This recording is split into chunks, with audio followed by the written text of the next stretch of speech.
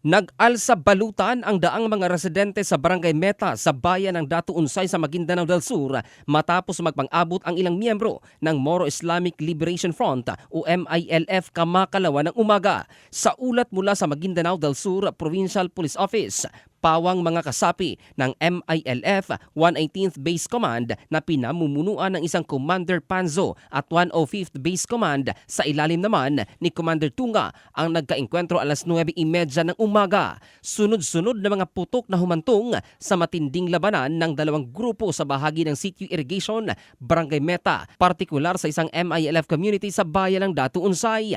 Nagresulta naman sa pagkasunog ng ilang kabahayan ng mga residente ang engkwentro, habang ang mga apektado naman ay pansamantalang sumilong sa mga evacuation centers.